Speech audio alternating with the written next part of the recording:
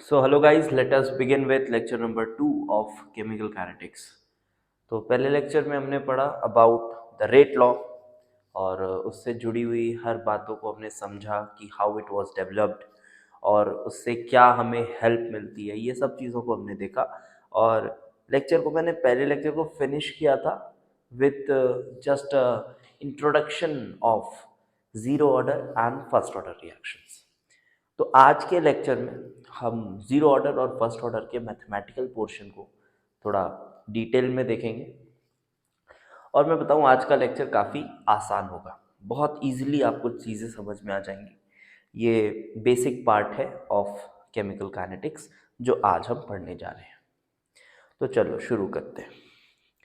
तो मैंने आपको बताया था कि ज़ीरो ऑर्डर रिएक्शंस क्या है। तो ज़ीरो ऑर्डर के बारे में मैंने आपको ये बताया कि these are the reactions which proceeds with constant speed.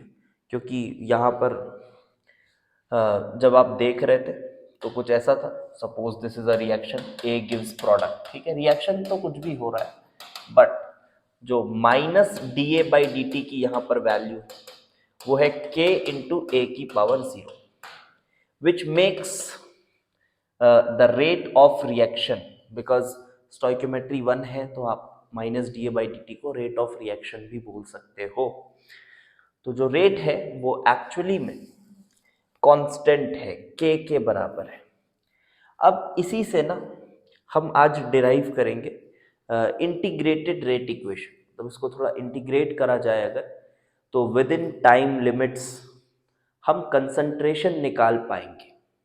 ठीक है, एक सिंपल सा इक्वेशन बनाएंगे। चलो देखो, बहुत इजीली समझ आ जाएगा। दिस इज ए की power 0, just cancel it, and minus D A is equals to K D T. ये कुछ ऐसा हुआ, आप इस माइनस को इधर भेज दो, माइनस के डी टी। अब आप इंटीग्रेट कर दो विद इन लिमिट्स। अब आप इसे विद इन लिमिट्स इंटीग्रेट कर दो। क्या लिमिट है? टाइम 0 से टी तक। टाइम 0 पर इसका जो कंसंट्रेशन है उसे हम ए नॉट कह रहे हैं। टाइम टी पर जो इसका कंसंट्रेशन है उसे हम ए टी कह रहे हैं। ए नॉट क्या है? इनिशियल कंसंट्रेशन, जब रिएक्शन स्टार्ट नहीं हुआ है। ए टी क्या है?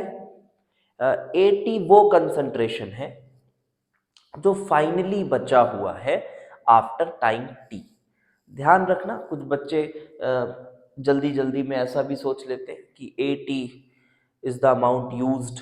ऐसा नहीं है, ए टी वो कंसंट्रेशन है जो बचा हुआ है आफ्टर टाइम टी, रिएक्टेंट का कंसंट्रेशन। तो बेटा जब आप इसको सिंपल इंटीग्रेट करोगे then you will get A T minus A naught is equals to minus K D T. अब डी टी यहाँ पर भी आपने इंटीग्रेट कर दिया तो you will get K T. तो फाइनल इक्वेशन में कुछ इस तरह का लिख सकता हूँ, A naught minus A T is equals to K T. तो this is called integrated rate equation for zero order reaction. और सिंपल मेंस लेवल के क्वेश्चन सॉल्व करने में ये बहुत हेल्प होता है इससे। बहुत बार तो डायरेक्ट क्वेश्चन भी इसी से आपको मिल जाता है। ठीक है, तो this is integrated rate equation, integrated rate equation for zero order reaction. For zero order reaction this is the integrated rate equation. चलो बढ़िया है। अब ना इसी को एक और फॉर्म में लिखा जाता है, एक और फॉर्म है उसमें भी लिखा जाता है, लिख दे रहा हूं मैं। देखो सपोज करो ए से आपका प्रोडक्ट बन रहा है, ये स्मॉल ए क्या है? Initial concentration of A, small A से डिनोट कर रहा हूं।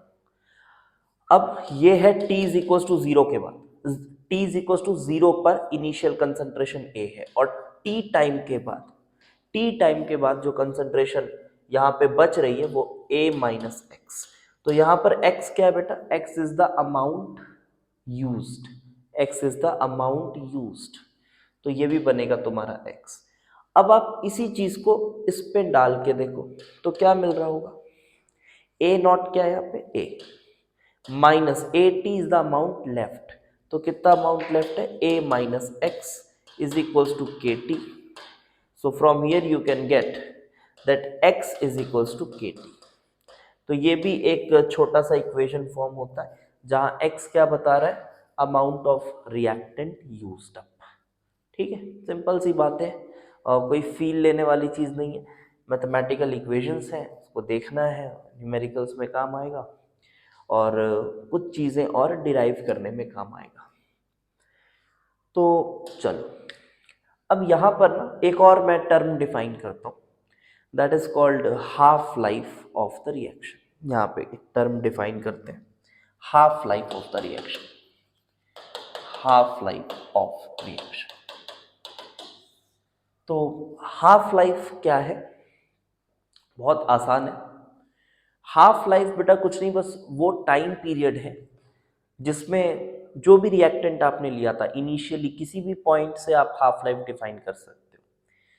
आपने जिस भी पॉइंट पे रिएक्टेंट को देखा है उस पॉइंट ऑफ टाइम से उसे अपना आधा होने में जो समय लगेगा उसे हम हाफ लाइफ बोलेंगे, या बोल सकते हो 100% से उसे 50% होने में जो टाइम लगेगा, that is called half life of the reaction.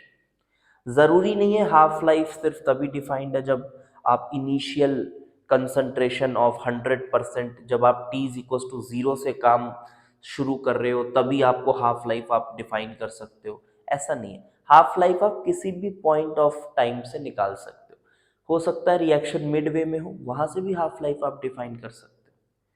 ठीक है, जहां से भी आप देख रहे हो वहां से आधा हो जाने में कितना समय लगा, that is called the half life of the reaction. लिख दे रहा हूं डेफिनेशन। तो this is nothing but the time taken for the reactant to get reduced to half of its initial concentration। अपने इनिशियल कंसंट्रेशन का half हो जाने में जो समय लगेगा that is half life. It is denoted by T half से denote करते हैं, और at T is equal to T half, जब आप हाफ लाइफ की बात कर रहे होगे तो जो तुम्हारा ए नॉट होगा, ए टी जो होगा ना, वो ए नॉट का हाफ हो जाएगा। अब देखो यहाँ पर ए नॉट जरूरी नहीं है कि टी इज इक्वल्स टू 0 वाला ए नॉट हो। ए नॉट मतलब आप जिस पॉइंट से हाफ लाइफ डिफाइन करने की कोशिश कर रहे हो, वो रिएक्शन जहां से शुरू हो रहा है जहां तक जा रहा है उसके बीच में कोई भी पॉइंट लेके आप हाफ लाइफ बता सकते हो। तो क्या सर हाफ लाइफ कांस्टेंट नहीं होता है? क्या हाफ लाइफ किसी रिएक्शन का कांस्टेंट नहीं होगा? क्या वो वेरी करेगा टाइम के साथ? तो ये कैसे पता चलेगा? फील करके नहीं, मैथमेटिकली देखना है। ठीक है, तो चलो मैथमेटिकली देखा जाए कि हाफ लाइफ जो है क्या वो कांस्टेंट है या फिर वेरी कर रहा है। चलो ठीक है। सो आप इंटीग्रेटेड रेट इक्वेशन यूज करिए। आप इंटीग्रेटेड रेट इक्वेशन अगर इसका देखें, so this is nothing but a naught minus at is equals to kt। ये आपका इंटीग्रेटेड रेट इक्वेशन है, और आप इसी कंडीशन को अगर यहाँ पर लगाते हैं तो you will get at as a naught by 2। तो क्या मिल रहा होगा बेटा? This is a naught by 2, a naught minus a naught by 2 is equals to kt half।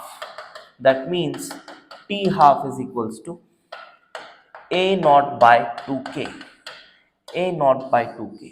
जी हाँ, अभी थोड़ा सा कंसेप्चुअली हम कंपेयर करेंगे between the half lifes and integrated rate equation of first and second order reactions, तो और अच्छे से आपको क्लैरिटी आएगी। ठीक है, पहले इसको देखते हैं इक्वेशन को। तो क्या समझ में आ रहा है?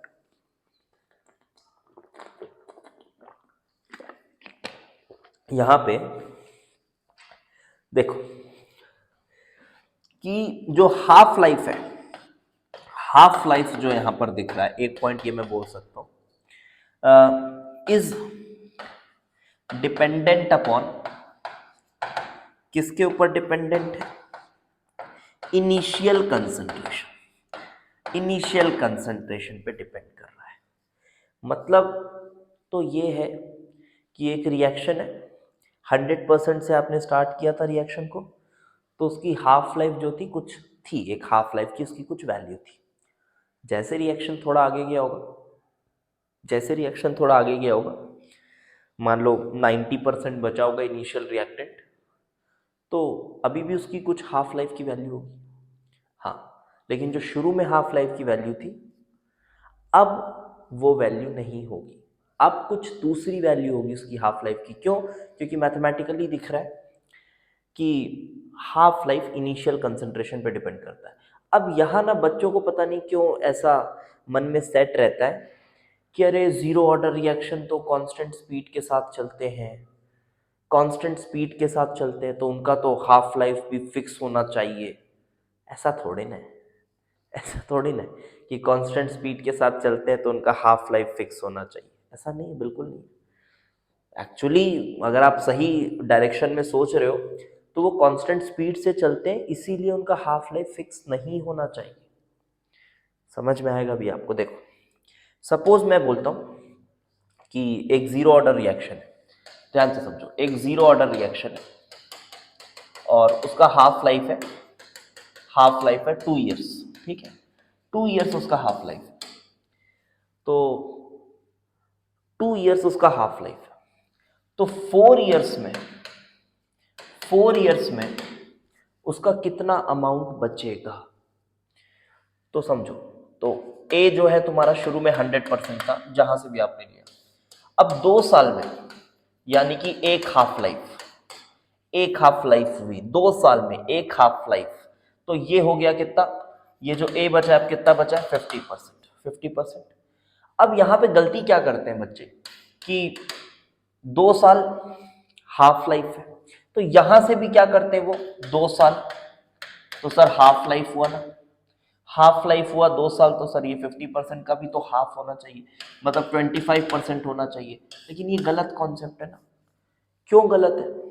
सर हाफ लाइफ का डेफिनेशन तो यही है, और आपने बताया कि किसी भी पॉइंट ऑफ टाइम से आप हाफ लाइफ डिफाइन कर सकते हो, तो मैं 50% वाले पॉइंट ऑफ टाइम से हाफ लाइफ डिफाइन कर रहा हूं।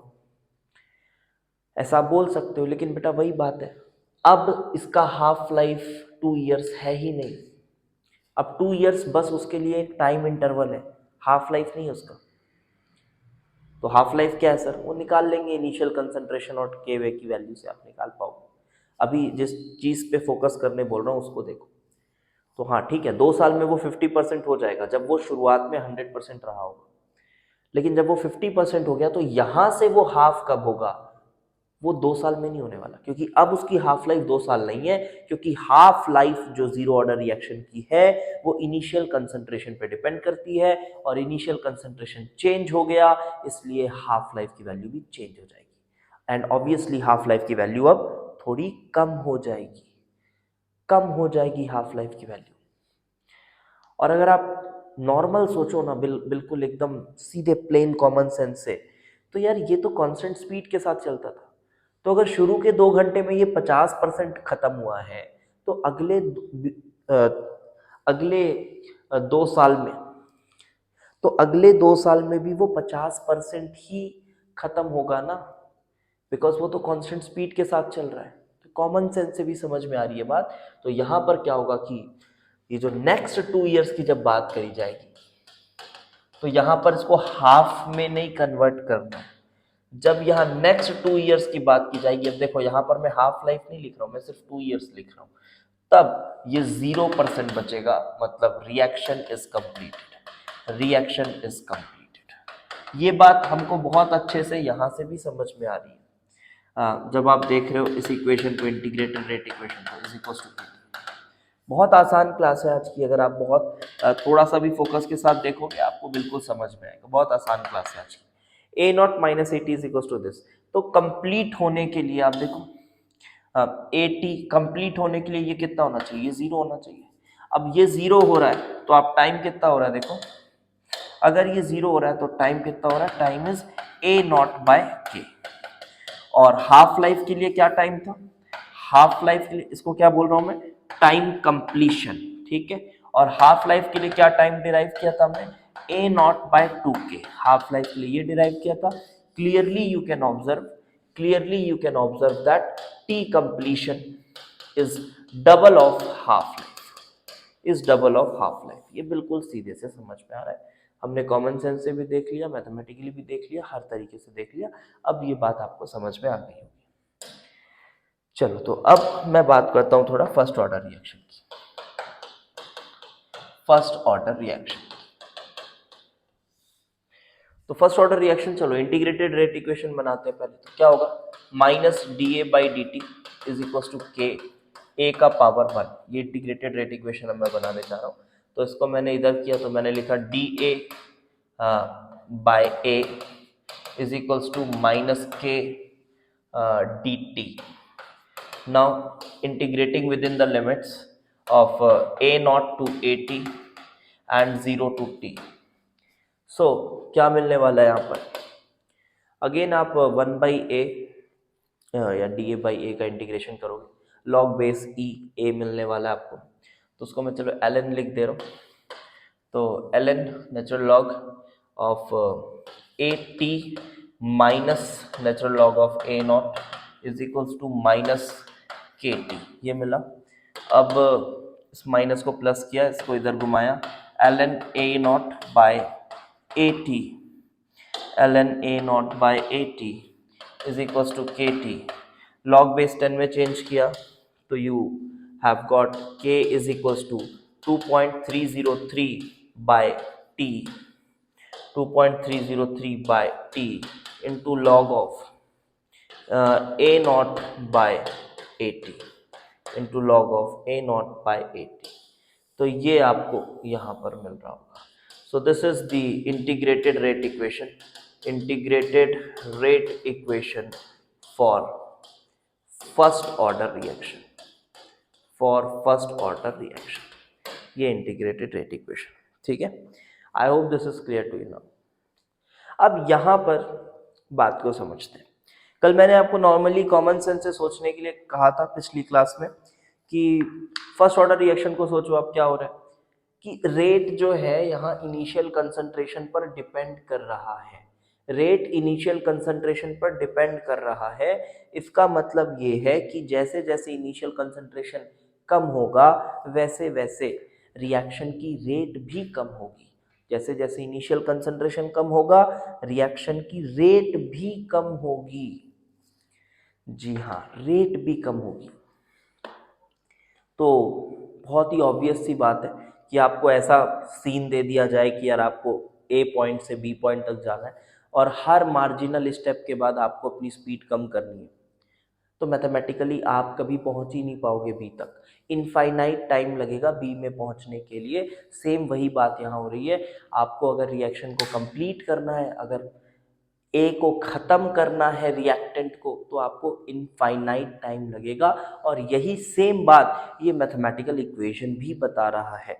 आप देखिए, आप ए नॉट को यहाँ 0 रख के देखिए, ए टी को 0 रख के देखिए, because for completion we need A T to be 0। आप 0 रख के देखिए, you are getting time as infinite, आपको टाइम इनफाइनाइट मिल रहा है। ठीक है, तो ये बात समझ में आ रही होगी। सिंपल सा इक्वेशन बनाया, अब इसका भी हाफ लाइफ एक बार डिराइव कर लेते हैं और वहाँ देखते हैं क्या ट्रेंड आ रहा है।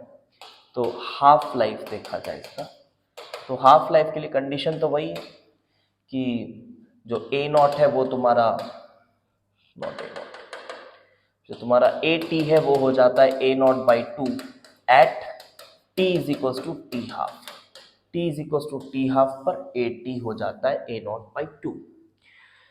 तो आप यहाँ पर देखोगे बेटा, तो T half will be equal to 2.303, इसकी इंटीग्रेटेड रेट इक्वेशन में रख रहा हूँ into log of A naught by A T. तो ए टी की जगह ए नॉट बाई 2 लिखूंगा तो ये log 2 हो जाएगा, log 2 की वैल्यू 0.3 होगी, जब मल्टीप्लाई होगा तो आपको मिलेगा T half is equal to 0.693 by K.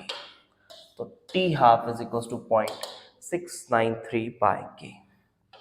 तो ये आपको फाइनल हाफ लाइफ का एक्सप्रेशन मिल रहा है। क्या खास है यहाँ पर, हाँ खास ये है कि इसका हाफ लाइफ कांस्टेंट है।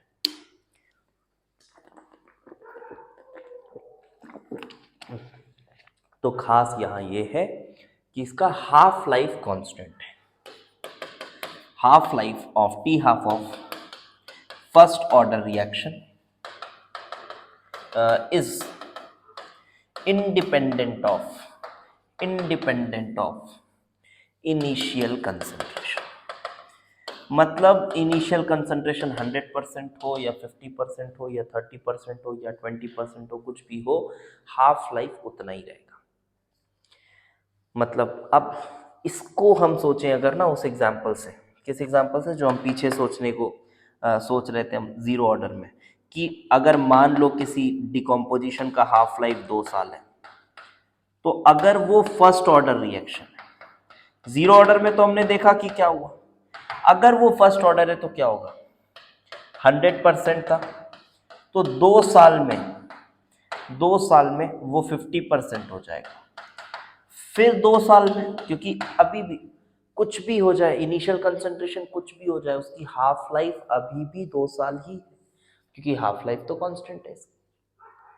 सर कैसे फील नहीं आया सर? अरे फील नहीं आएगा यार, देखना, सीधे मैथमेटिकल चैप्टर है, देख ले, समझ में आ रहा है, ठीक है। और भी फील भी लेना है तो भी समझ में आ रहा है। कैसे कैसे कि शुरू के 2 साल में 50% खत्म हुआ है और अगले 2 साल में सिर्फ 25% खत्म हुआ है। इससे भी समझ आ रहा है कि यार हाँ, रिएक्शन समय के साथ साथ क्या होता जा रहा है, धीमा होता जा रहा है, स्लो होता जा रहा है reaction. With time reaction slow होता जा रहा है, and that is the characteristic of first order reaction. 25% होगा। फिर बेटा अगले 2 साल में क्या होगा, ट्रेंड को समझो, अगले 2 साल में क्या होगा, 12.5% हो जाएगा। फिर अगले 2 साल में क्या हो जाएगा, 6.75% हो जाएगा। इस तरह से ये रिएक्शन हर 2 साल में अपना हाफ होता जाएगा। तो it will tend towards zero, but for it to be actually zero it takes infinite number of 2 years. 2 years के इनफाइनाइट नंबर ऑफ ईयर्स आप लोगे, तब जाके ये एग्जैक्टली जीरो हो जाएगा।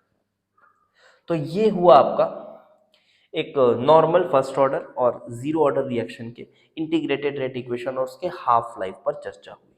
अब इसमें वो कुछ फॉर्मूला बताने की जरूरत नहीं है, है ना। नीट वेट के लिए थोड़ा इन पढ़ाई कर रहे हो कि आपको मैं 2 की पावर n बेटा ऐसा फॉर्मूला, ये तो कॉमन सेंस है, इसमें क्या फॉर्मूला है। चलो, तो अब थोड़ा के बारे में, के की यूनिट्स के बारे में बताता हूँ, फिर थोड़े 2-4 चिल्लर ग्राफ्स बताऊंगा, और फिर सेकेंड ऑर्डर रिएक्शन की भी थोड़ी बात करेंगे। नहीं तो चलो पहले ऐसा करते हैं कि थोड़ा सेकेंड ऑर्डर रिएक्शन की बात कर लेते हैं, सेकेंड ऑर्डर की बात कर लेते हैं, ठीक है। चलो फिर हम थोड़े एग्जाम्पल्स और वगैरह वगैरह करेंगे। सेकेंड ऑर्डर रिएक्शन, तो सेकेंड ऑर्डर रिएक्शन के लिए भी बात वही है कि जो रेट है वो है k इंटू ए का पावर 2। अभी देखो एक बात और मैं बताऊं, अभी आपके मन में ये आ रहा होगा कि सर सेकेंड ऑर्डर ऐसा भी तो हो सकता है कि 3 रिएक्टेंट हो, सर 4 रिएक्टेंट हो, सर 10 रिएक्टेंट हो, ऐसा भी तो हो सकता है। हाँ, हो सकता है, बट क्या हम यहाँ वो 10-10 रिएक्टेंट को लेके डिराइव करें फॉर्मूला? हाँ, डेरिवेशन तो पॉसिबल है, बट क्या वैसा करें? आपको लगता है कि वो कन्वीनियंट होगा या फिर पढ़ने लायक है? वो नहीं है, वो बस एक मैथमेटिकल बर्डन क्रिएट होगा उससे, और कुछ नहीं। तो इसलिए for simplicity we are taking just single reactant. सिर्फ हम उसकी कैरेक्टरिस्टिक पढ़ना चाह रहे हैं, तो हम सिंगल रिएक्टेंट ले रहे हैं और उससे काम हो जाएगा, ठीक है। फिर कुछ ग्राफ्स भी देखेंगे तो पूरी कैरेक्टरिस्टिक समझ में आ जाएगी उसकी। तो rate is equal to K ए की पावर 2। 2 रिएक्टेंट भी लेंगे, अभी मैं स्यूडो ऑर्डर रिएक्शन पढ़ाऊंगा तो उसमें 2 रिएक्टेंट लेके भी डिराइव कराऊंगा। तो rate is equal to K ए की पावर 2, तो फिर आप वही काम करिए, minus D A by D T is equal to K A का square and then minus D A, तो ये डी ए बाय ए का square integrate is equal to minus K D T 0 से टी और A naught से A T, same procedure, and on simplifying we will get it as 1 by 80 -1/A0 is equals to KT is equals to KT। तो ये आपके पास इसका integrated rate equation बनेगा और इसी के साथ आप इसका हाफ लाइफ भी बता सकते हैं। ठीक है, हाफ लाइफ के लिए भी आप एक्सप्रेशन बता सकते हैं। You can derive it for half life as well. बस यहाँ पर A0/2 रख देना है। तो ये तो हुआ चलो सेकेंड ऑर्डर रिएक्शन, ये बन गया, कोई बड़ी बात नहीं है। लेकिन अब इसमें मैं एक बात आपको बताता हूँ कि जब दो रिएक्टेंट इन्वॉल्व हो तब क्या होगा। ये क्यों बता रहे हैं सर इसी में स्पेशली, देखो अभी समझ में आएगा आपको। तो when two reactants are involved, when two reactants are involved, ये तो ठीक है, ये तो आ गया। दो रिएक्टेंट इन्वॉल्व है तो कुछ इस तरह से डिराइव मैं कर रहा हूं। सपोज ये A प्लस B से बना प्रोडक्ट, ये स्मॉल a, ये स्मॉल b, ये ठीक है। फिर t टाइम के बाद ये a माइनस एक्स, ये b माइनस एक्स, ये हुआ। तो मैं लिखूंगा minus DA/dt is equals to K A की पावर 1 B की पावर 1। अभी मैं सिमेट्रिकल सेकेंड ऑर्डर मान रहा हूं, इसका भी 1 इसका भी 1। आप ये भी सोच सकते हो कि सर हो सकता है उसका 2 हो उसका 0 हो, ठीक है, हो सकता है, कोई भी होल नंबर का सेट पॉसिबल है यार, ठीक है। बट मैं अभी 1 1 मान के चल रहा हूं। ज्यादातर रिएक्शंस क्योंकि इस तरह से फिट होते हैं और हम ऑन पेपर पढ़ रहे हैं तो हम थोड़े आइडियल केसेस ही पढ़ेंगे, ये आपको समझ में आ रहा होगा। नाउ DA/dt की बात करें तो A क्या है, A क्या है, A माइनस एक्स, तो minus D of A minus x upon dt is equals to K A क्या है फिर से A माइनस एक्स, B क्या है आपका B माइनस एक्स, ये आपने लिखा। एंड आफ्टर दिस आपने परफॉर्म करना है एक बेसिक सा इंटीग्रेशन, और इंटीग्रेशन परफॉर्म करना है आपको of dx upon A minus x into B minus x is equals to K dt। जब इसका इंटीग्रेशन परफॉर्म करेंगे तो जो फाइनली चीज बन के आएगी, I am not going to do the integration and all those stuffs, वो जरूरत भी नहीं है आपको कि आप डिराइव करते बैठे रहो। बस जो कंक्लूजन इससे मैं निकालूंगा उसको समझने की कोशिश करना, ठीक है। ये इधर से सिंप्लीफाई होके ये आया, ए और बी कॉन्स्टेंट्स हैं, उस हिसाब से इसको इंटीग्रेट किया गया है। ये डी ए जो है ये 0 हो जाएगा और डी एक्स जो है वो बस D X by D T बचेगा, और फिर A minus X B minus x ये इधर आ जाएगा और के डी टी इधर हो जाएगा, ठीक है। फिर आप उधर इंटीग्रेट कर दोगे और इंटीग्रेट होने के बाद जो फाइनल रिजल्ट आ रहा है वो मैं सीधे लिख रहा हूँ 1 upon B minus A into ln of a times of b minus x upon a minus x times of b is equals to K T. तो ये कुछ इंटीग्रेटेड रेट इक्वेशन अपना आ रहा है, ठीक है सर। तो कैसे न्यूमेरिकल आएगा, कभी नहीं आएगा न्यूमेरिकल, कभी नहीं आएगा। बस इससे मैं आपको एक ये बात बताना चाह रहा हूं कि सपोज करो कि जो आपने ए और बी लिया था शुरू, तो इन दोनों में से कोई एक बहुत ज्यादा अमाउंट में था। सपोज करो से b is very very greater than a। जो b है वो a से बहुत बड़ा है, अगर मतलब जो इनिशियल कंसंट्रेशन आपने लिया है रिएक्शन के लिए वो b का कंसंट्रेशन बहुत बड़ा है a के कंपैरिजन में। अगर वो बहुत बड़ा है तो हम यहाँ पे क्या अप्रोक्सीमेशन लगा सकते हैं, तो देखो अगर b बहुत बड़ा है तो b माइनस एक्स, अब a से बहुत बड़ा है b और x तो बेटा a से छोटा ही है, x तो a से छोटा ही है ना, it is still less than x, मतलब x is still less than those two things. तो यहां पर क्या बोलेंगे, b माइनस एक्स अप्रोक्सीमेटली क्या हो जाएगा, b हो जाएगा, ये b हो जाएगा वो कंडीशन लगाने के बाद।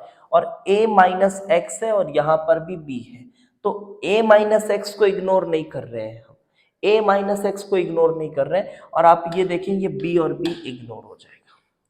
तो जब b और b इग्नोर हो जा रहा है तो आपको क्या मिल रहा है यहाँ पर, what you are getting here is 1 upon B minus A is equals to ln a upon a minus x, यही कुछ मिल रहा है।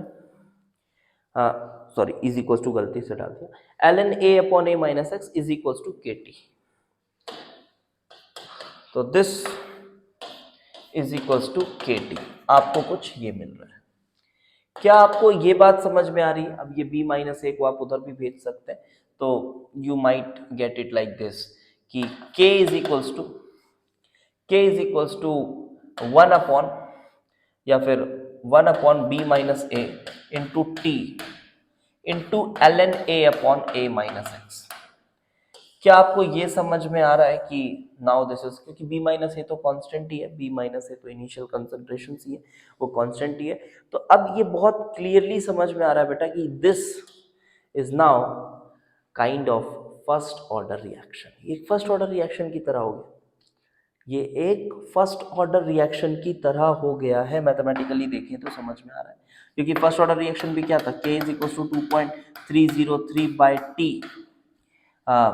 अब लॉग बेस 10 लिखा था वहां पर, अगर मैं ऐसे ही लिखूं 1 by T ln a upon a minus x, यही तो था वहां पे।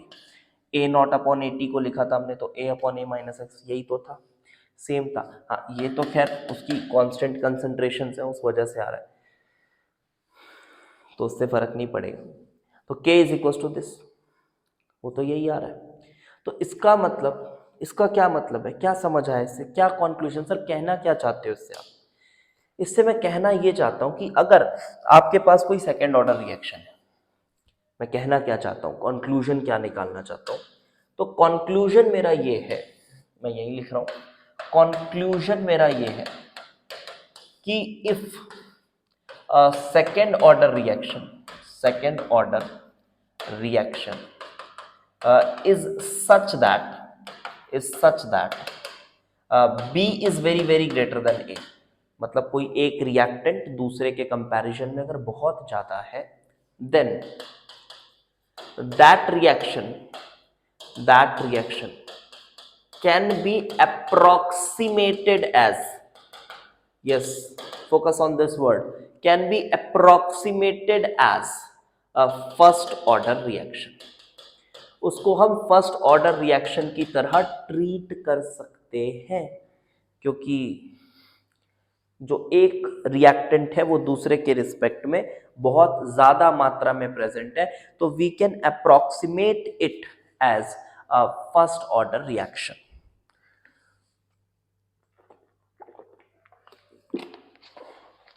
So such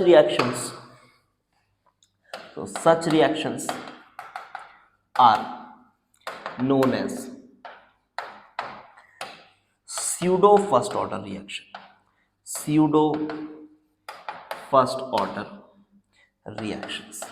इनको pseudo first order reaction कहा जाता है। इसके कुछ एग्जाम्पल्स भी मैं दूंगा और थोड़ा और जस्टिफाई करने की कोशिश करता हूँ, कुछ एग्जाम्पल्स भी दूंगा। जैसे देखो, सपोज करो कि तुम्हारे पास कुछ ऐसा लिखा हुआ है, सपोज करो कि rate is equals to K A B, कुछ ऐसा लिखा हुआ है, ठीक है, rate is equals to K A B. अब ये है तो सेकेंड ऑर्डर रिएक्शन, लेकिन मान लो अगर ये जो ए है ये बहुत ज्यादा है बी के कंपैरिजन में, अगर ये बहुत ज्यादा है बी के कंपैरिजन में, मान लो रिएक्शन तुम्हारा ऐसा है, ए प्लस बी गिव्स प्रोडक्ट, और ये है तुम्हारा 10 मोल और ये है तुम्हारा 0.1 मोल, और जब रिएक्शन हुई तो ये बचा 9.9 मोल और ये जो है ये 0 मोल्स, ये कुछ ऐसा हो गया मान लो। तो यार देखो, इसमें काफी चेंज हुआ है, बोलने को तो दोनों में 0.1 मोल का चेंज हुआ है, बट इसमें जो 0.1 मोल का चेंज है ये काफी इनसिग्निफिकेंट है, तो मैथमेटिकली वो उतना फर्क नहीं डालेगा उस रेट पर, उतना फर्क नहीं डालेगा। तो इसमें बहुत ही मार्जिनल सा चेंज हुआ है, बट 0.1 से 0 हो जाना बड़ी बात है, 0.1 से 0 हो जाना बड़ी बात है। कोई मेरे को एग्जाम्पल देने की जरूरत नहीं है इसके लिए, बहुत मामूली सी बात है, तुरंत समझ में आनी चाहिए। अगर इसके लिए मेरे को 10 जबरदस्ती के एग्जाम्पल देने पड़ जाए आपको, रियल लाइफ एग्जाम्पल्स, तो फिर आपका पढ़ना बेकार है, ठीक है, बात को समझ लो, सीधी सी बात है, समझ में आ रही है ये। सो ये काफी इनसिग्निफिकेंट सा चेंज है, इनसिग्निफिकेंट सा चेंज। तो यहाँ पर ये लगभग कांस्टेंट हो गया, तो ये पूरे को ही हमने क्या मान लिया, लगभग रेट कांस्टेंट की तरह। इसको लगभग ये रेट कांस्टेंट की तरह, k इंटू ए जो है वो रेट कांस्टेंट, इसीलिए देखो ये इनिशियल कंसंट्रेशन k में मल्टीप्लाई हो जा रहा है। तो ये जो b माइनस ए का आपको लग रहा था ना यार b माइनस ए कैसे आ रहा है, तो ये एक्चुअली इधर ही मल्टीप्लाई हो जा रहा है। देखो ये जाके इधर ही मल्टीप्लाई होगा, बिकॉज रेट कांस्टेंट तो अलग है ना दोनों का। यहाँ जो रेट कांस्टेंट हो रहा है वो k multiplied by the initial concentration, तो वैसे ही यहाँ पर भी है, this multiplied by the initial, यहाँ पे k नॉर्मली, यहाँ पे कुछ ऐसा। तो काफ़ी आसान बातें हैं, समझ में आ गई होंगी। तो इनको कहते हैं बेटा सूडो फर्स्ट ऑर्डर रिएक्शन। इसके मैं थोड़े एग्जाम्पल बताता हूँ। तो जनरली ये कौन से रिएक्शन से पता है, जनरली ये कौन से रिएक्शन है pseudo first order reactions, generally ये हाइड्रोलिसिस रिएक्शंस होते हैं। क्यों ऐसा, क्योंकि हाइड्रोलिसिस रिएक्शंस में क्या होता है कि आप पानी जो यूज करते हो, कोई भी हाइड्रोलिसिस आप ले लो, ऑर्गेनिक केमिस्ट्री में चाहे आप एसिड क्लोराइड का हाइड्रोलिसिस करो, एस्टर की हाइड्रोलिसिस करो, आप हर समय हाइड्रोलिसिस में जो सुपरस्टार होता है ना वो होता है पानी, क्योंकि पानी का मॉलिक्यूल ही अटैक करता है। तो पानी का मॉलिक्यूल बहुत ज़्यादा अमाउंट में होना चाहिए, तो इस वजह से जो वाटर होता है वो काफ़ी एक्सेस में लिया जाता है। तो इसका एग्जाम्पल मैं बता दूं, सीधा example hydrolysis of esters, hydrolysis of esters. और आपको ये भी बात पता होना चाहिए from organic chemistry that esters can not be hydrolysed in neutral conditions, either we need acidic conditions और बेसिक कंडीशंस। इसकी डिटेल ऑर्गेनिक केमिस्ट्री में आपको पढ़ाई गई होगी। तो अगर मैं यहाँ पर एक एस्टर लेता हूँ, तो समझो मैं अभी लिख दे रहा हूँ, कोई मैं फंक्शनल ग्रुप बनाने की जरूरत नहीं मुझे, H2, ये एसिड लग रहा होगा, और यहाँ पर H plus concentrated sulphuric acid generally use होता है, और यहाँ तुम्हारा बन रहा होता है alcohol plus carboxylic, alcohol plus carboxylic, ठीक है, इधर ये बन रहा होता है alcohol plus carboxylic, ester plus water. अब यहाँ जो रेट देखा गया ना बेटा, रेट वो किसके ऊपर डिपेंड कर रहा है, वो कर रहा है K मल्टीप्लाइड बाय एस्टर का कंसंट्रेशन, वाटर का कंसंट्रेशन एंड H प्लस का कंसंट्रेशन। अब यहां से एक और कंफ्यूजन पैदा होती है, क्या कि सर ये तो थर्ड ऑर्डर हो गया, 1 1 1 H प्लस भी तो आ गया है, H प्लस आ गया है, बट आप खुद ही सोचो H प्लस तो यहाँ रिएजेंट की तरह काम कर रहा है, वो कंज्यूम नहीं होता रिएक्शन के दौरान, उसकी कंसंट्रेशन मेंटेन रहती है, कांस्टेंट रहता है। आपने बस एसिड डाला और एसिड छोड़ दिया, एसिड कंज्यूम नहीं हो रहा है, that is why it is used as a reagent in organic chemistry. तो H प्लस चेंज ही नहीं हो रहा है, हाँ डिपेंड कर रहा है, अगर आप H प्लस को चेंज करोगे ना, इसका मतलब ये है, ऐसे सोचो कि अगर आप H प्लस ज़्यादा डाल के रिएक्शन करा रहे हो एक कंटेनर में, और एक कंटेनर में H प्लस कम डाल के रिएक्शन करा रहे हो, तो जहां आपने H प्लस ज़्यादा डाला है वहां रिएक्शन फास्ट होगा, जी हाँ वहां फास्ट होगा रिएक्शन। बट अगर हम सिर्फ उस पर्टिकुलर रिएक्शन की बात करें, तो क्या वो H प्लस की वजह से अपनी जर्नी में तेज या स्लो होने वाला है? नहीं, क्योंकि H प्लस कंसंट्रेशन चेंज नहीं होती H प्लस की, अगर आपने इनिशियली कुछ कंसंट्रेशन उसकी फिक्स करके डाली हुई है तो H प्लस तो कांस्टेंट ही रहेगा थ्रू आउट द रिएक्शन। ये बहुत छोटी छोटी बातें हैं यार, आप अगर ये सब समझ के चलोगे तभी आप असली लेवल की फिजिकल केमिस्ट्री समझ पाओगे। ऐसे छोटी छोटी बारीकियों को आपको समझ के आगे बढ़ना होता है। This is the only difference between other exams and JEE advanced, this is the only difference कि आपको यहाँ सब्जेक्ट को समझना पड़ेगा, सिर्फ वो 10 सवाल बना के चले जाने से कुछ नहीं होगा, सब्जेक्ट को समझना पड़ेगा। तो rate is equal to this. अब देखो बेटा यहाँ पर क्या है कि ये जो पानी है ये काफी एक्सेस में प्रेजेंट होता है, और फिर यही सेम कॉन्सेप्ट लगाओ, तो अगर पानी बहुत एक्सेस में है तो ये भी क्या है, इनसिग्निफिकेंट चेंज होगा, इसमें भी इनसिग्निफिकेंट चेंज होगा, और इनसिग्निफिकेंट चेंज की वजह से ये भी कांस्टेंट होगा, और ये रिएक्शन एक तरह से हम फर्स्ट ऑर्डर की तरह देख सकते हैं and hence we call it pseudo first order reaction. इसलिए इनको हम स्यूडो फर्स्ट ऑर्डर रिएक्शन कहते हैं। आई होप आपको स्यूडो फर्स्ट ऑर्डर रिएक्शन भी ठीक से समझ आ गया होगा। अब क्या करना है सर? अब कुछ मैं एग्जांपल्स बताता हूँ जीरो ऑर्डर रिएक्शंस के, कुछ एग्जांपल्स बताता हूँ फर्स्ट ऑर्डर रिएक्शन के। ठीक है, तो देखो वैसे तो कोई ऐसा जनरल स्टेटमेंट में नहीं दे सकता कि ऐसा है तो जीरो ऑर्डर ही होगा, कि पूरे जितने भी यूनिवर्स में जीरो ऑर्डर रिएक्शंस हो रहे हैं उसको हम एक पेज में लिख डालें, ऐसा नहीं होता। बट हाँ मैं 4-5 एग्जाम्पल दूंगा ना तो आपको उससे फिर आइडिया हो जाएगा कि हाँ यार ये लोग जीरो ऑर्डर वाले थे, ये लोग फर्स्ट ऑर्डर वाले थे, ये इतना आइडिया आपको हो जाएगा। तो देखो अगर मैं बात करूं examples of zero order reaction, examples of zero order reaction,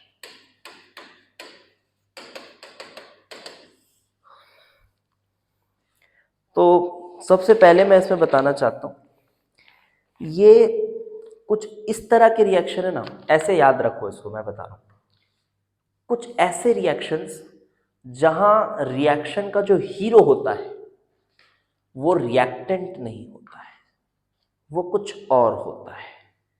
क्या बोले सर, नहीं समझ में आया?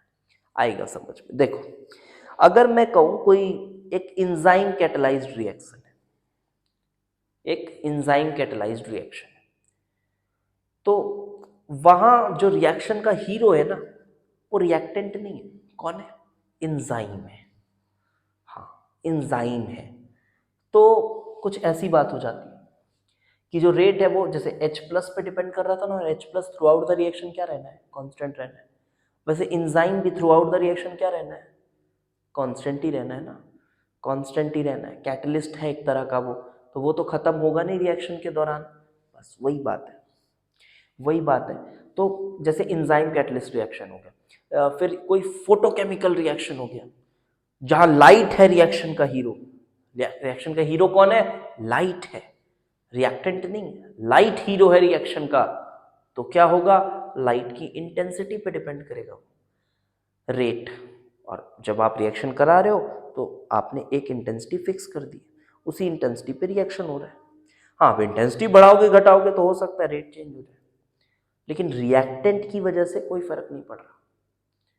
ठीक है, फिर कुछ और एग्जांपल देता हूं, जैसे सरफेस कैटालिसिस जहां पर होती है, जैसे सरफेस कैटालिसिस जहां पर होती है, जैसे प्लैटिनम के सरफेस में ही कोई डिकम्पोजिशन फेवर हो रहा है, तो रिएक्शन जो है उसका हीरो कौन है? प्लैटिनम का सरफेस एरिया है। आई होप आपको समझ आ रही होगी बातें। तो प्लैटिनम का सरफेस एरिया जो है वो उस रिएक्शन का हीरो है। तो जब रिएक्शन का हीरो रिएक्टेंट के अलावा कुछ और हो तब वो रिएक्शंस जनरली क्या होते हैं? Zero order reactions. लिखा देता हूं आपको। तो चलो सरफेस कैटलाइज्ड रिएक्शंस, तो पहला एग्जांपल है सरफेस कैटलाइज्ड रिएक्शंस। अब मैंने समझा दिया है, मैं बस अब लिख रहा हूँ। ठीक है, एग्जाम्पल इसका है जैसे अमोनिया है, आप उसको प्लैटिनम के सरफेस पे रखते हो तो उसकी डिकम्पोजिशन फेवर हो जाती है काफी। तो example ammonia on platinum surface, किस में डिकम्पोज होगा? नाइट्रोजन हाइड्रोजन में होगा। वो हमारा अभी कंसर्न नहीं है कि रिएक्शन याद करना है। तो यहाँ रेट किसके ऊपर डिपेंड करेगी? हाँ तो रेट किसके ऊपर डिपेंड करेगी? अमोनिया के ऊपर डिपेंड करेगी। क्या अमोनिया का पावर क्या होगा? जीरो। अमोनिया से फर्क ही नहीं पड़ता। रिएक्शन का हीरो कौन है? Surface area. वही बात है, सरफेस एरिया पर डिपेंड करेगी। तो sir surface area of platinum पे डिपेंड कर रही है, तो सर ये तो 1 हो गया, तो फर्स्ट ऑर्डर हो जाना चाहिए। ऐसे थोड़े ना ऑर्डर डिफाइन किए थे, वो तो रिएक्टेंट था ना, यहाँ तो सरफेस एरिया, ये गिवन रिएक्शन के लिए फिक्स्ड है। और कुछ एग्जाम्पल एंजाइम कैटलाइज्ड रिएक्शंस, तो एंजाइम कैटलाइज्ड, ठीक है, ये तो एंजाइम कैटलाइज्ड आपको बता ही दिया, वो इन्वर्टेज वगैरह जो भी आप रिएक्शन पढ़ते हो। फोटोकेमिकल रिएक्शन, जी हाँ फोटोकेमिकल रिएक्शंस, सीधा सीधा एग्जाम्पल इसका HI ही ध्यान में आता है। H2 और I2 में जाता ही लाइट के प्रेजेंस में टूट जाता है, और यहाँ पर जो रेट है वो डिपेंड करती है ऑन HI का power 0 and photo intensity of light, photo intensity पर डिपेंड करती है। तो रेट फोटो इंटेंसिटी पर डिपेंड करती है, सीधी बात।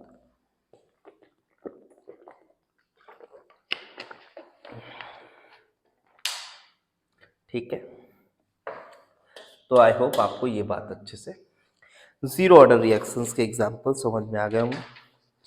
फर्स्ट ऑर्डर रिएक्शन के क्या एग्जांपल है? तो फर्स्ट ऑर्डर रिएक्शन का एक सीधा साधा एग्जांपल मैं बता दे रहा हूँ। जितने भी रेडियो एक्टिव डिकम्पोजिशन होते हैं ना, जितने भी radioactive decomposition, radioactive decompositions are first order reactions, वो सभी फर्स्ट ऑर्डर रिएक्शंस। जितने भी रेडियो एक्टिव डिकम्पोजिशंस है वो सभी फर्स्ट ऑर्डर रिएक्शंस होते हैं, एज सिंपल। तो radioactive decompositions first order reaction होते हैं। तो क्या रेडियो एक्टिव डिकम्पोजिशन कभी खत्म ही नहीं होता सर? मतलब ऐसा होता है क्या, कभी खत्म ही नहीं होता? बिल्कुल। आपने कार्बन डेटिंग का मेथड पढ़ा होगा, पढ़ा नहीं होगा तो सुना तो ज़रूर होगा यार। आप इस दुनिया में रहते हो तो कार्बन डेटिंग तो आपने सुना ही होगा। पुराने जो भी रिमेन्स हैं उनका एज प्रेडिक्ट किया जाता है कार्बन डेटिंग मेथड से। क्यों प्रेडिक्ट कर पा रहे हैं? रफ आइडिया बता दे रहा हूँ, वैसे इसको आप रेडियो एक्टिविटी में और अच्छे से पढ़ेंगे।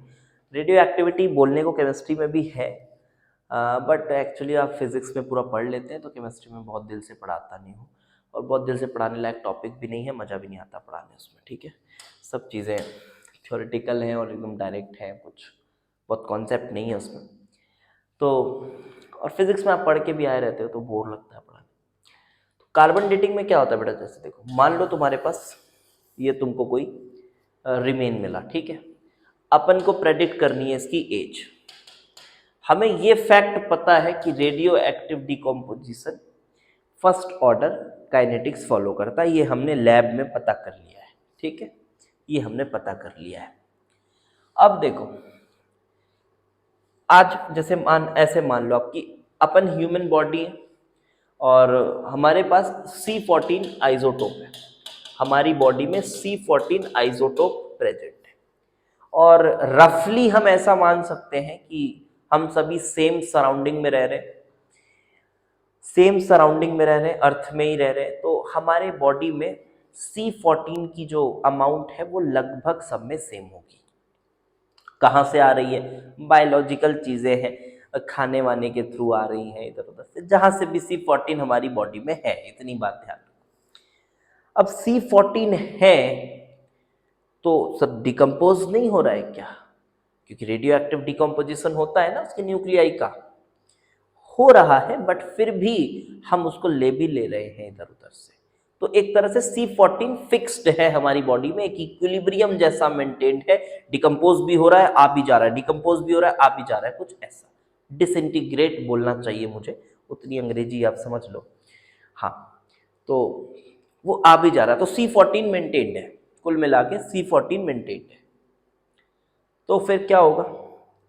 लेकिन जब मान लो हमारी बॉडी मर जाएगी तो फिर C14 का सिर्फ डिसइंटीग्रेशन ही चलेगा, हम ले नहीं रहे होंगे कहीं से, एक्शंस डेड हो गए तो हम C14 ले नहीं रहे होंगे, तो सिर्फ क्या हो रहा होगा? डिकम्पोजिशन, डिसइंटीग्रेशन हो रहा होगा। डिसइंटीग्रेशन हो रहा होगा, C14 का अमाउंट कम होने लग रहा होगा। तो मान लो मेरे पास ये सैंपल मिला, तो मैंने इसको GM काउंटर से इसकी रेडियो एक्टिविटी ट्रेस की, मेरे को पता चल गया कि C14 का अमाउंट अभी इसके पास कितना है, अभी C14 का अमाउंट कितना है। अभी समझ आएगा आपको कि वो रेट लॉ का क्या महत्व है। तो C14 का अमाउंट हमने देख लिया कि ये C14 का अमाउंट है इस डेड सैंपल में। तो क्या करें सर? तो time is equal to 2.303 by K into log of A0 upon 80। तो ए टी तो हमने पता कर लिया, तो ए नॉट के लिए क्या करें सर, 50,000 साल पीछे जाए, टाइम ट्रेवल करें? ऐसी बेवकूफ़ी तो नहीं कर पाएंगे अपन, है ना। तो क्या करना होगा, हम ये मान के चलेंगे यार कि ये भी अर्थ में ही था, हो सकता है थोड़ा बहुत एरर आए, ये भी अर्थ में था उस समय का। अब आप ये बोलोगे नहीं सर उस समय तो एटमॉस्फेयर अलग रहा होगा, तो फिर यही सब चक्करों में फंसे रहो। अबे एरर चलता है थोड़ा बहुत, तो थोड़ा बहुत अप्रॉक्सीमेशन हम ये मान लेंगे कि यार जितना आज हमारी बॉडी में C14 है, इस डेड सैंपल भी जब ये जिंदा रहा होगा तो इसके में भी उतना ही रहा होगा। तो ए नॉट हमने इस तरह से देख लिया। और के कहाँ से पता है, C14 का डिसइंटीग्रेशन भी एक रिएक्शन है, उसकी भी स्टडी हुई होगी, उसका भी रेट लॉ बना होगा, उसकी भी के की वैल्यू लिखी गई होगी, और वो डेटा बैंक से के की वैल्यू उठा के लाएंगे। उस डेटा बैंक से के की वैल्यू उठा कर लाएंगे, और जब के की वैल्यू उठ के आएगी तब हम क्या निकाल पाएंगे, टी निकाल पाएंगे। तो यही है कार्बन डेटिंग मेथड, इस तरह से निकाला जाता है। और ऑब्वियसली इसमें काफ़ी एरर आएगा, हो सकता है 500 साल का भी एरर आ जाए, तो क्या फ़र्क पड़ता है यार। आप अगर 10 लाख साल पुरानी बातें कर रहे हो तो उसमें 200-400 साल, 500 साल, 600 साल का एरर भी आ जाएगा, तो क्या फ़र्क पड़ता है। आपको रफली तो पता चल गया ना यार, हाँ ये लगभग 10 लाख साल पुराना है, इस तरह से, ठीक है। तो ये है आपका carbon dating method, and these are the examples of zero order and first order reactions. अब क्या करते हैं, अब ना हम एक हाफ लाइफ के लिए भी एक जनरल फॉर्मूला बना लेते हैं, ठीक है। General formula for integrated rate equation and half life. तो जनरल फॉर्मूला चलो थोड़ा बहुत इंटीग्रेट करेंगे और आ जाएगा, कोई दिक्कत नहीं है। मतलब क्या, मतलब ऐसा कुछ, rate is equals to K ए की पावर एन। क्या ये नोट्स में लिखा रहना चाहिए, अच्छा दिखता है बस इसलिए लिख रहे हैं, ऑल्दो ये आप बहुत आराम से खुद से भी डिराइव कर सकते हो, ठीक है। तो फॉर्मेलिटी मैं कर देता हूँ, rate is equals to this, तो minus D A by D T is equals to K A का पावर एन। फिर वही है, इंटीग्रेट करिए, डी ए अपॉन ए का power N is equals to minus K D T 0 to t a naught to a t, and a की power n का आप integration कर रहे हो, इट इज एक्चुअली a की power of minus N D A is equals to, और यहाँ पे बनेगा बेटा minus K T, and this is a naught to A T, a की पावर माइनस एन, तो a की power minus N plus one upon minus N plus one, a की power of minus N plus one upon minus N plus one, ये integration हुआ, and this is a naught से A T is equals to, ये A T by subscript में है ना, A T is equals to minus K T.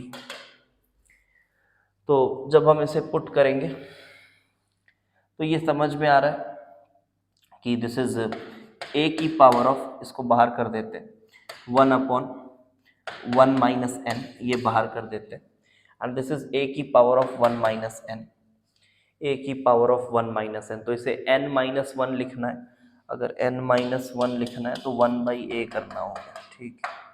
तो 1 by A n minus one ऐसा लिख देते हैं, and this is again a naught A T is equals to minus K T,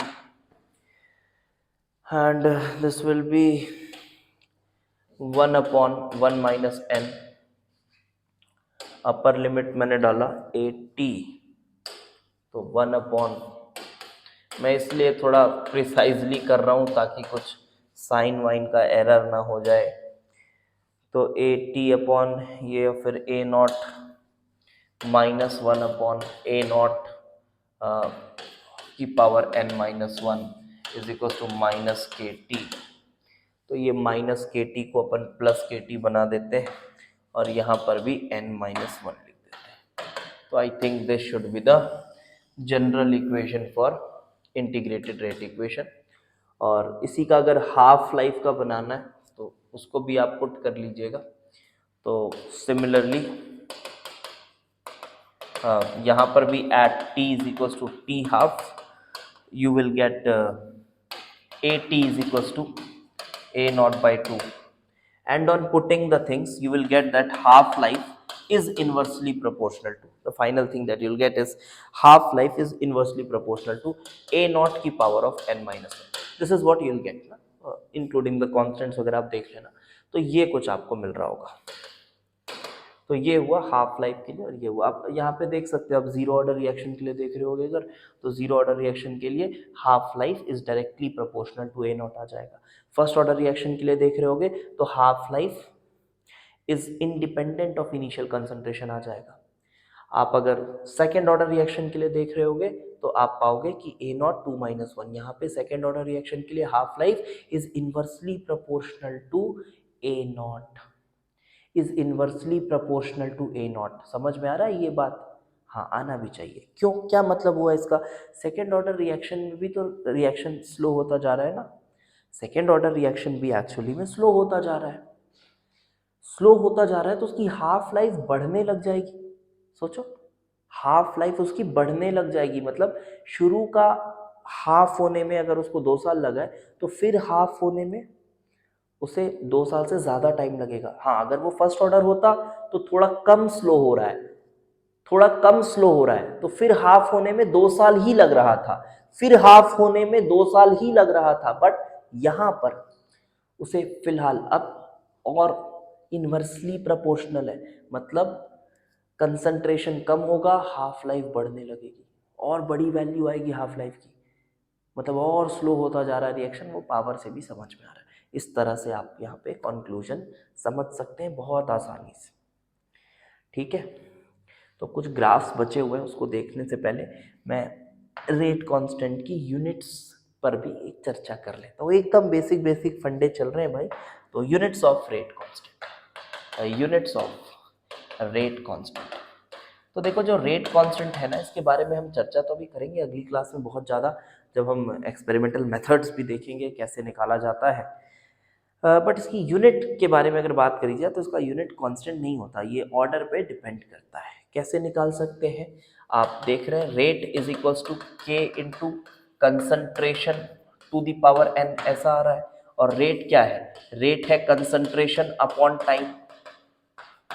तो आप के की यूनिट भी समझ सकते हैं। तो के की यूनिट आप पाएंगे इस तरह से, आप रेट के की यूनिट पा सकते हैं, के की यूनिट पा सकते हैं concentration upon time into 1 upon concentration की पावर एन। ठीक है, तो के की यूनिट है मोल पर लीटर पर second multiplied by 1 by mole पर लीटर का पावर एन, एन ऑर्डर है। तो अब आप यहां से जीरो ऑर्डर है तो जीरो डाल दीजिए, तो मोल पर लीटर पर सेकेंड। फर्स्ट ऑर्डर है तो ये 1 डाल दीजिए, ये कट के सिर्फ पर सेकेंड। सेकेंड ऑर्डर है 2 डाल दीजिए, और फिर बचपना अपना जो है प्लस माइनस वो कर लीजिए। तो इस तरह से डिफरेंट ऑर्डर्स के साथ with change in order, change in order of reaction, unit of rate constant, rate constant also changes. तो रेट कांस्टेंट की यूनिट भी चेंज हो जाती है विथ चेंज इन ऑर्डर।